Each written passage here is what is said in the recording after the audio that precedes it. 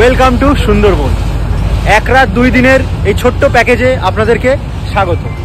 মাত্র 899 টাকায় কিভাবে সুন্দরবন এত ভালোভাবে আপনারা ঘুরবেন এবং তার সাথে আছে 4 বেলা খাওয়া দাওয়া, সেটাই দেখাবো আজকের এই ভিডিওতে। দেখুন। তো প্রথমে বন্ধুরা আমি বালিগঞ্জ স্টেশন থেকে ট্রেন ধরলাম ক্যানিংয়ের উদ্দেশ্যে। সময় লাগলো 1 ঘন্টা 10 মিনিট। আমরা দেখতে দেখতে প্রাকৃতিক সৌন্দর্য দেখতে দেখতে চলে আসলাম ক্যানিং স্টেশন। ক্যানিং স্টেশনে আসার পর ক্যানিং স্টেশন থেকে বেরিয়ে একটি অটো ঠিক করলাম। অটো ঠিক করে অটো নিল 600 টাকা। তো ওই অটোটাতে আমরা চলে গেলাম সোজা গদখালির ঘাট। সেখান থেকে নৌকা পেরিয়ে আমরা ওই পারে গেলাম গোসাবা বাজার। সেখান থেকে একটি মোটর ভ্যানে করে 35 টাকা করে পার হেড ভাড়া দিয়ে আমরা সোজা চলে আসলাম আমাদের সুন্দর রিসর্ট চিতল হোমস্টে, একদম নদীর ধারে।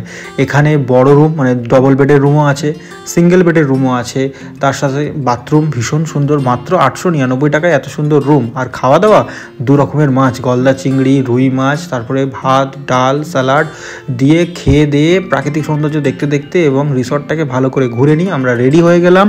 বেরোবো, সুন্দরবনের কোর এরিয়ায় যাব লঞ্চে করে। এটার ভাড়া আলাদা করে পড়বে 1200 টাকা পুরো বোটে। আপনার যতজন থাকবেন ওটা ডিভাইড হয়ে যাবে।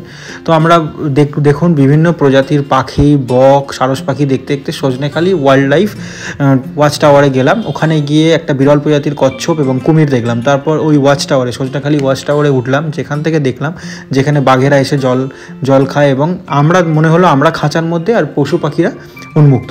তারপর ওই সজনেখালি দেখার পর আমরা আমাদের লঞ্চে উঠে পড়লাম। দেখতে দেখতে সন্ধে হয়ে গেল।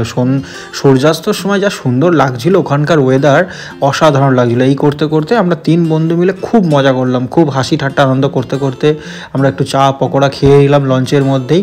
তারপর একটু স্টাইল মেরে নিলাম, আমি চাকদে ইন্ডিয়ার শাহরুখ খানের মতো ইন্ডিয়ান ফ্ল্যাগ হাতে নিয়ে। তারপর আমরা রিসর্টে আসতেই দেখি আমাদের জন্য ওখানকার সাঁওতালি নৃত্য প্রস্তুত। ওটা আমরা চা পকোড়ার সাথে এনজয় করতে লাগলাম। তারপর একটু রিসর্ট ঘুরে নিলাম। রাত্রির 9:30 10টা বেজে গেল। আমরা ডিনারে খেয়ে নিলাম ভাত, মুরগির মাংস, বেগুন ভাজা, ডাল আর অনেক কিছু। তারপরে ঘুমিয়ে পড়লাম। সকালবেলা খেজুরের রস খেয়ে আমরা একটু মর্নিং ওয়াকে বেরোলাম। তখন ঘড়িতে বাজে 5টা 5:30। দেখুন চারিদিকে কুয়াশার মধ্যেই সুন্দর সুন্দর ফটো তুলে নিলাম।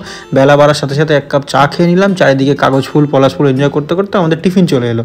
3টে নান, কাবলি ছোলার তরকারি আর মিষ্টি। এইসব করে আমরা স্নান টান করে নিয়ে ফ্রেশ হয়ে একটু ফুলের সাথে ফটো তুলে নিয়ে ওখান থেকে আমরা আবার বেরিয়ে গেলাম। আর যাওয়ার পথে আমরা দেখে নিলাম বেকন সাহেবের বাংলো। এই হচ্ছে বেকন সাহেবের বাংলো।